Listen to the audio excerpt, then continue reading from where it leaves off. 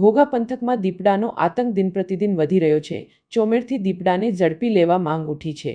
ઘોઘાના વેણુવાડી વિસ્તારમાં જીવાભાઈ હિપાભાઈ બુધેલાની વાડીએ દીપડાએ વાછડીનું કર્યું મારણ। હજુ તો 4 દિવસ પહેલા જ દીપડાએ રાજેશભાઈ પટેલ નામના વ્યક્તિની વાડીએ વછેરીનું મારણ કર્યું હતું। ત્યારે ફરી એકવાર જીવાભાઈ બુધેલાની વાડીએ દીપડાએ વાછડીનું મારણ કરતા ખેડૂતોમાં ભયનો માહોલ સર્જાયો છે।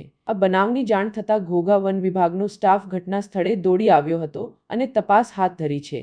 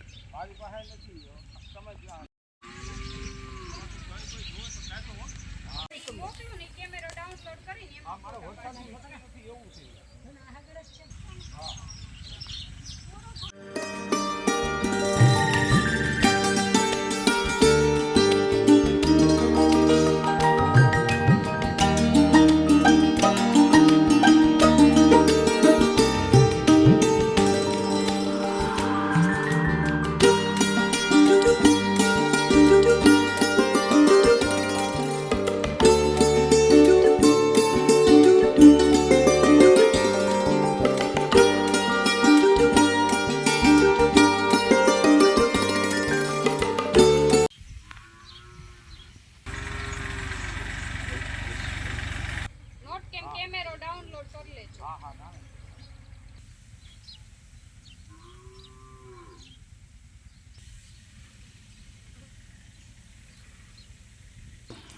ઘોઘાવાડી વિસ્તારમાં જીવાભાઈ બુધેલાની વાડીમાં દીપડાએ વાછડાનું મારણ કર્યું છે અને એમની પછી કાર્યવાહી શરૂ છે। એમને જે મળતી સહાય છે એ ફાળવવામાં આવશે અને વન વિભાગ દ્વારા સખત તપાસ શરૂ છે। એવો આતંક તો ન કહી શકાય, પણ જે દીપડો છે એ આવી ચડ્યો છે અને 2 વખત મારણ કર્યું છે ઘોઘા વિસ્તારમાં। આ વિસ્તાર દીપડાનો રહેણાંકી વિસ્તાર નથી, પણ અત્યારે આવી ચડેલ છે અને આ બીજું મારણ કરેલું છે। નામ છે જીવાભાઈ આયર અને આ વેણું આ ખેતરનું નામ વેણું કહેવાય છે। વાડી વિસ્તાર અને વાડી વિસ્તારમાં રહીએ છીએ। આ રહેણાંક અમારું લગભગ 10 થી 11 વર્ષથી છે। અચ્છા, શું બનાવ બનેલો છે? આ રાતે 1 વાગે આ બધા ઢોર રાળિયું નાખવા મળ્યા એટલે હું જાગી ગયો। જાગી ગયો એટલે મેં બધી કોર બત્તી કરી તો આમ બધા ઢોર છૂટા હતા, આણીકોર છૂટા હતા। પછી આણીકોર એક ગાય રાળિયું નાખવા મળી એટલે પછી મેં આણીકોર તપાસ કરી। તપાસ કરી તો એની ડોકે ચોંટી ગયેલો હતો। કોની ડોકી? વાછડાની।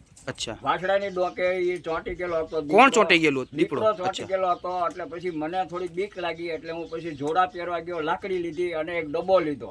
ડબ્બો લઈને ડબ્બો મેં અડધી પોણી કલાક ભભરાવી અહીંયા બધે ધમ મચાણ દેકીરો કર્યો મેં, છતાં આટલામાં તો કોઈ હતું નહીં, કોણ સાંભળે? અને મારી પાસે ફોન નહીં, હું કોને ફોન કરું? પછી બહુ અતિશય મેં દેકીરો કર્યો ને તો સળંગ મારીને આ મારી ઝાડમાં ગળી ગયો।